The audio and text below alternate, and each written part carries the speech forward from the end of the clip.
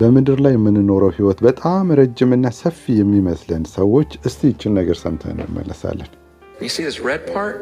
This would represent your time on earth. You've got a few short years here on earth, and then you've got all of eternity somewhere else.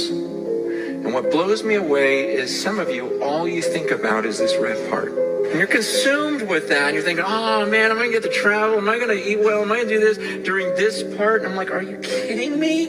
What about this? What about this? What about that? What about all this stuff that's just, it's crazy to me because the Bible teaches that what I do during this little red part determines how I'm going to exist for millions and millions and millions of years forever. So why would I spend this little red part trying to make myself as comfortable as possible, enjoying myself as much as I can? Paul says, look, I'm going to live my life for this mission. I'm going to spend my life, invest my life for this moment when I cross that finish line. See, I'm going to forget about all this stuff I could enjoy, and I'm not going to look around. I'm going to be like a runner just looking at that moment when I face God, because when I face Him, then I don't get this chance over again. We get one chance at this life on earth, and it can end at any second for any of us. We've got one chance at this, and then comes eternity. And I'm not going to be fooled. I'm not going to spend my life down here. See, people look at some of my decisions and go, oh, you're so stupid because that's going to really affect this.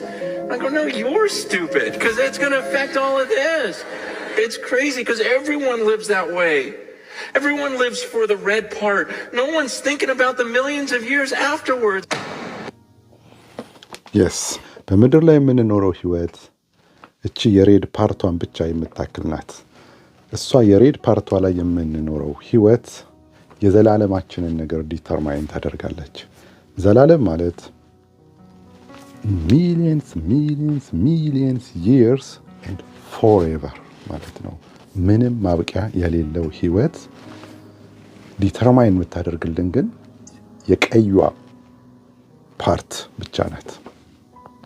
በአንጻሩ ደግሞ እዚች ቀዩዋ ፓርት ላይ ያለችው ህይወት የዘላለም የሆነውንም ደግሞ ጥፋት የምትወስንልን አሁንም እቺ ቀዩዋ ፓርት ናት ማለት ነው። ዘላለምንና የቀዩዋን ፓርት ስታስተያዩት በጣም አይገናኝም ማለት ነው። ለቁጥርም አትገባም ማለት ነው። አሁን ላይ በምድር ላይ የተሰጠን እቺ 70 እና 80 ህይወት ከዘላለም ጋራ ሲተያይ በቃ ምንም ውስጥ የማይገባ ነው ማለት ነው። ዘላለም ማለት እግዚአብሔር በሚኖርበት ዘላለም ውስጥ መኖር ማለት ነው። እግዚአብሔር መቼ ነው የሚጠፋው? አይጠፋም። ዘላለም ማለት እሱ ነው። የዘላለም ህይወትም እንደዛው ነው። የዘላለም ጥፋትም ደግሞ የዘላለም ነው ማለት ነው። ግን እቺ የቀዩዋ ፓርት ህይወታችን ግን አትደገምም። አንዴ ብቻ ናት።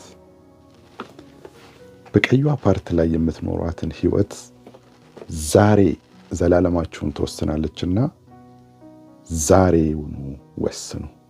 ልጁ ያለው ህይወት አለው። የእግዚአብሔር ልጅ የሌለው ህይወት የለው።